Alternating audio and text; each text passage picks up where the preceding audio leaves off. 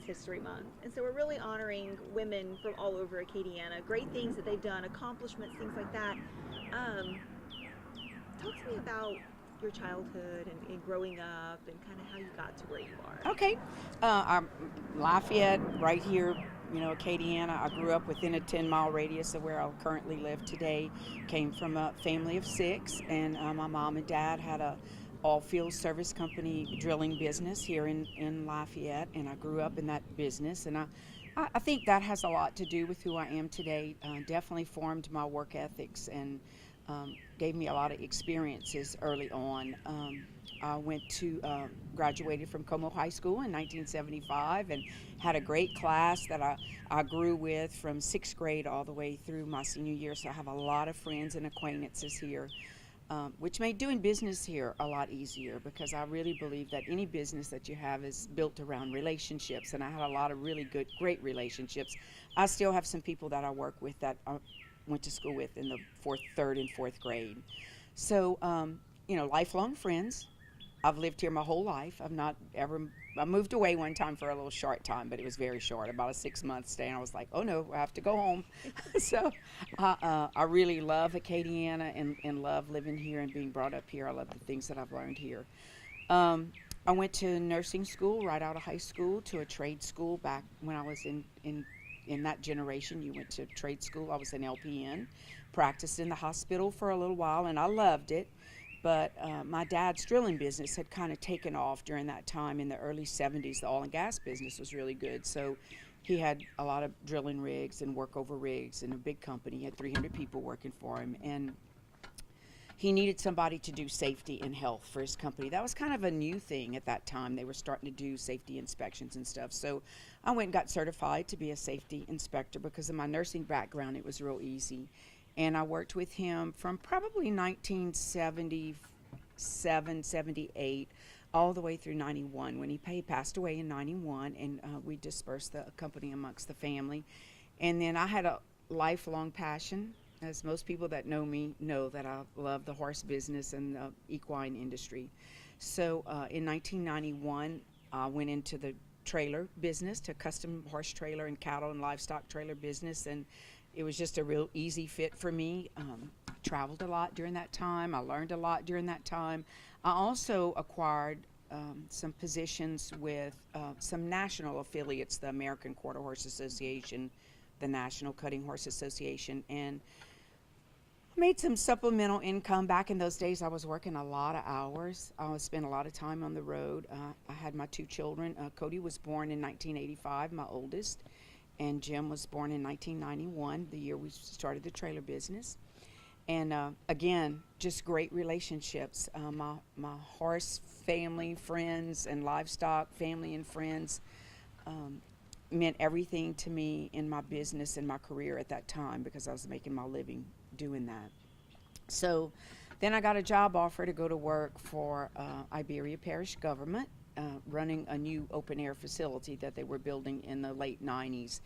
And I think I went to work for them in 1998, at the end of 98 or the beginning of 99.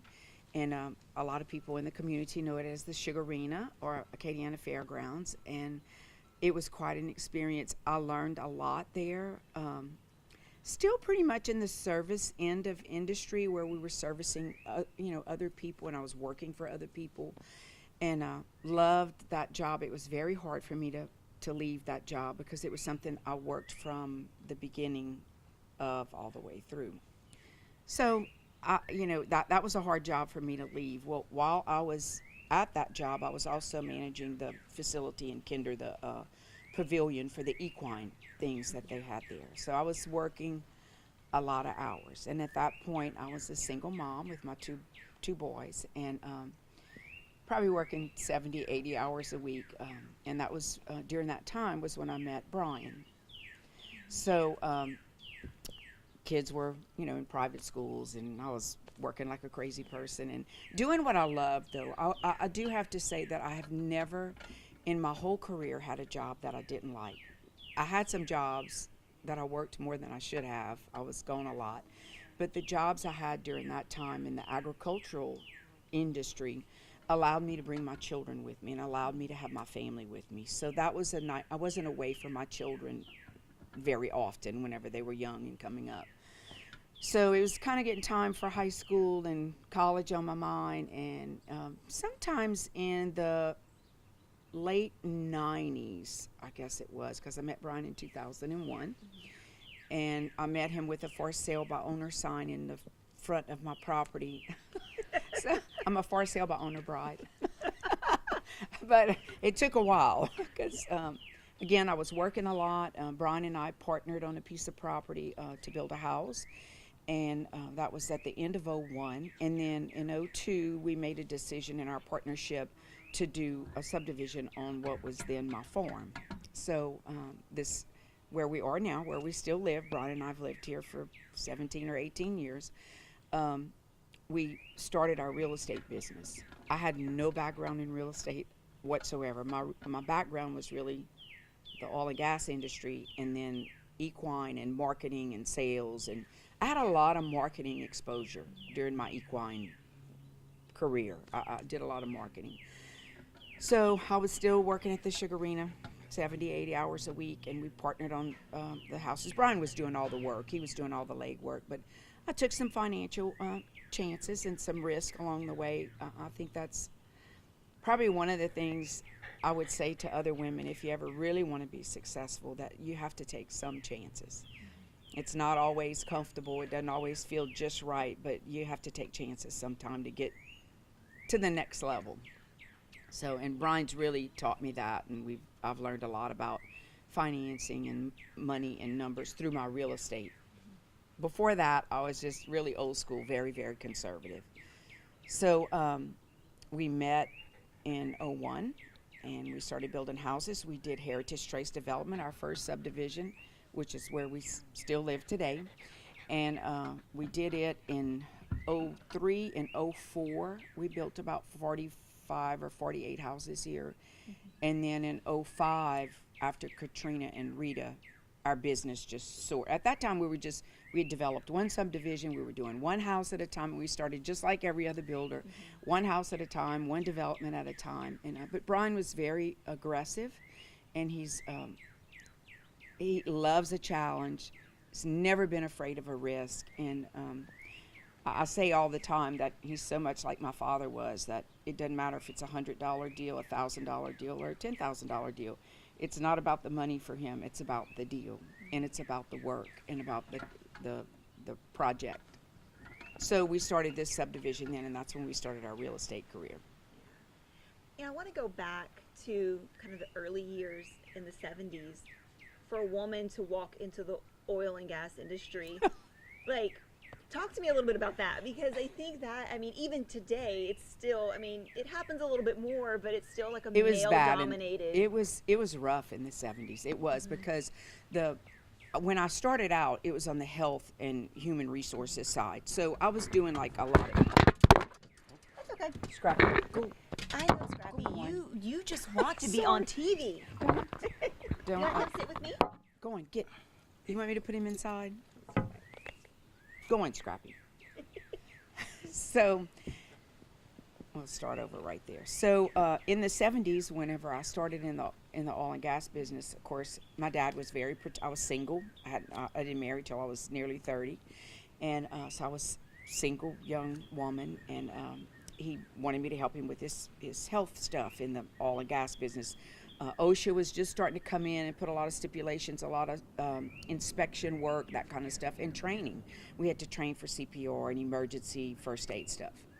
So we had a lot of people working for him at the time. We had probably 5 or 6 drilling rigs and 5 or 6 workover rigs, a trucking company, a rental tool business. It was a pretty big operation. We had a lot of people working for us, but almost all men. We only had a few women working in the office. So in those days, you just didn't go out in the field as a woman. You didn't do that. But it came to be with that safety job that was kind of a new career path for a lot of people. You had to go out and inspect the rigs, and you had to inspect the living quarters.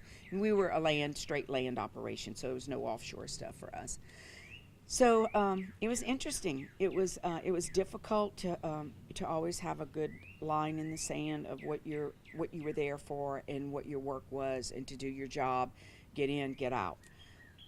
Well, as you know, I've always been a people person, and I love people, and I enjoy meeting new people, and I grew up in that business, so I knew the business, I knew the equipment, I knew the all the guys working on the rigs. I grew up with them. A lot of them were like brothers to me, so they were real protective. They took good care of me, but it didn't take long before I was calling on company men with some of the major oil and gas companies. And of course, eventually I ended up doing some sales work for them as well. And at that time we were bidding and doing a lot of turnkey work. And so I had a great oil and gas career. I loved working for my dad, and it just wasn't the same after we went through the 80s. That was just a really tough time in the oil and gas time. So we had some struggles in that during that time, and went through some things with the business and the family. But my dad recovered quite well, and then unfortunately he had a malignancy, and died from it early. He was young. He was 68. So I think, as a single mom for so many years, I think that a lot of people can relate to that because, as a single mom, like, it's tough, and, raising two boys and working and, trying to just figure it all out. How did you get through those years? Because, you are such a great mom, but, working the hours that you did and being as successful as you are, like, how do you find that balance? well, a lot of it I can't take credit for, because God led me in some directions that I was very fortunate. I think because of the agricultural related jobs that I had, which is a very family oriented venue. I mean, it's people with their children and with their families. I mean, this is what you see. So I was very fortunate that once Cody and Jim were born in the early 90s, and then all the way into 2000, I was able to include them in so many things that I did. They both showed livestock a little. Cody not as much as Jim, but they both showed some and participated in the events that I was managing. And it was just a very unique situation for me. And I think it was a trade-off. Even though I worked a lot of hours, it was a trade-off to be able to be with my children. Raising my children is the easiest job I've ever had. I would tell anybody that was never a problem. It was never hard for me. I never felt burdened with much, even as a single mom. Never worried about providing for them. And I have really good children. They were very, very helpful to me, and just nothing but a joy. Can't say enough good things about my boys. But I think this is also, like, good for women to hear that maybe you're going through a struggle, or like they're just thinking, how can I do this? You can. You can, and I think the most interesting thing in Brian and I's, the last 20 years for Brian and I have been, we've been quite successful in our business adventures. We have a really nice real estate company through the subdivisions we've done, the homes that we've built. We build all levels of homes from 200,000 to 2 million. We've done all kind of different developments, big developments, small boutique developments. We kind of started a new thing called single family rental housing, which is the cottages. Some of the people may not recognize that name, the cottages. And that's been a great business for us, and we're expanding. We just finished a big project in Lake Charles, and we're just fixing to start a new one in the Woodlands in Houston. So we've really expanded our business in that arena, in the real estate side.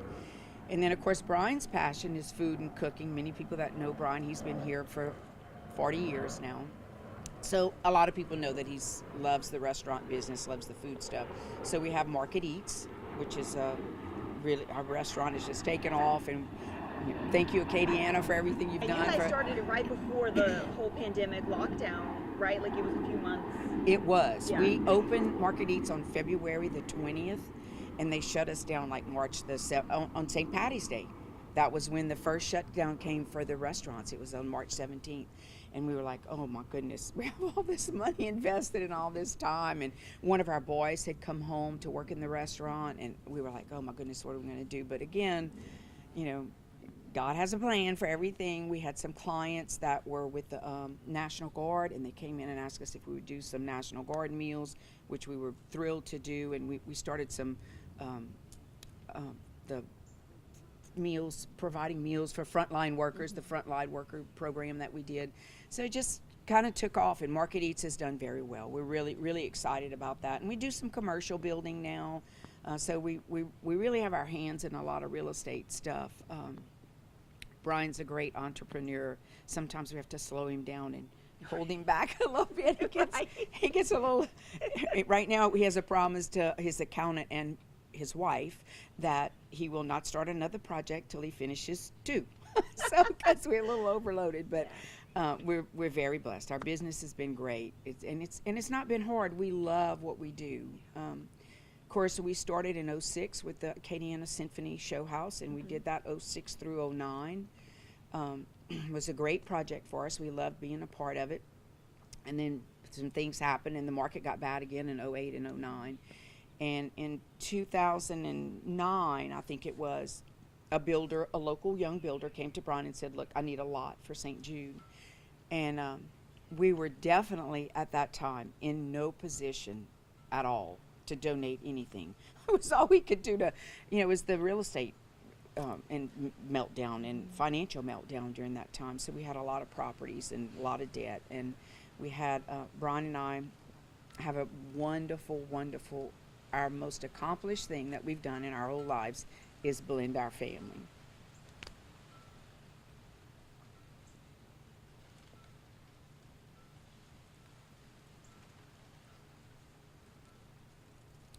Okay, that's a soft spot.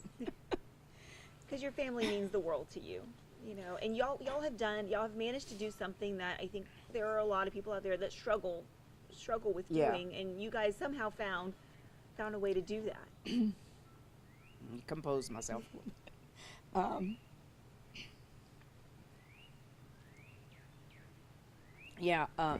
think that we really beat all the odds with, make a list. Can't dog it. Give me a minute. Yeah. Hey, this just shows the human side. Yeah. This is, I do good when I talk about business, but boy, get me on my kids. Yep. and I do love how you say that, your kids. They're all your kids. Oh yeah, we definitely, make a list of all the things that you're not supposed to do with your partner, your husband or wife, like blend a family. Brian and I have 7 children between the 2 of us, so a big step family thing, and from different marriages. So it was really, everybody said, oh my God, you're not going to try to blend the family. And then the boys were at we have 5 boys in the middle. We have 2 older girls, and then we have 5 boys. And the boys are all real close in age. So when Brian and I married, they were like 11, 10, 15. They were in that teenage years. And Christian was a little bit younger. But, people said, you got to be crazy. You're gonna be a business partner with this guy. Now, we married in 2005. So we met in 01. We married in 2005. Real estate business was growing, and then 05, 06 was great, 7 was great, 08 it got scary, 09 it was really bad. We had 5 boys in private schools scattered out from St. Cecilia to Fatima to St. Thomas More, and then we had 1 in UL. It was tough. It was a really, really tough time. But financially it was a tough time. Brian and I never had a hard time being there for our children, and we've had some ups and downs with the boys in one way or another, but they've all done well. 5 of them work in businesses that we own. So Cody, my oldest, is a real estate agent. Jim is our building superintendent for the McLain homes. Matthew is Brian's oldest son, and he's owns the Journey Houses, a sober living program for young men here in Lafayette. And then Brandon is the next one in line, and he runs Market Eats with Brian. And Christian's still at Market Eats with us, but he's going back to school for his master's and some other educational things. He's the youngest. So our children all work together. They spend time together. We have gatherings together. That's my most accomplished feat, is that we've blended such a large family with so many dynamics in it. And the boys all get along great. So what's the secret? I think just being steady, no matter what. we don't have a lot of drama in our family, even though life deals you a lot of drama sometime. I think that my children, for sure, were never exposed to very little, like, excitement or drama when it comes to, like, bad things happening. I always felt like, taught my children that God had a plan, and that was the plan, and He gave us the tools and the wherewithal to live within those plans. And you just have to have a positive attitude, and you have to stay steady, make the right decisions, always do the right thing for the right reason, say what you mean and mean what you say. I think is very, very important, to be true to yourself and true to others. It's so basic, and sometimes it sounds so corny. It's just like, we work hard, we play hard. I mean, all those old sayings, work hard, play hard. We're busy. We are super, super busy. Everybody in our family is busy. We don't take much time off. When we do, we go on great family vacations, and we try to do them all together, but we've kind of, with the two girls and the grandbabies and the grandkids, and we have more coming on the way, and we're really excited about. We really, there's about 20 of us when we all get together now, with all the kids and their spouses and the grandkids. So where do you see your future? What do you see in your future? Wow. We've been so blessed with our work, Katie. We're so busy. Brian and I are so busy. Neither one of us have enough downtime right now. The kids fuss at us all the time, say, y'all need to think about retiring, and we're like, why would we retire? I mean, life is so good, and we have so many opportunities. We continue to have more and more opportunities in our business. So I think the boys have taken a lot of, and I talk about the boys a lot. We do have 2 daughters. They just don't work in our business with us. So and you hear me mention the boys a lot because they're all involved in the company. But they've taken over a lot of it and helped us a lot. Especially for me on the real estate side, especially for Brian on the construction side. The boys do a great job in the restaurant. So, we have them positioned really well, and they do good work. I don't see retirement in Brian's future at all. I don't know what he would do.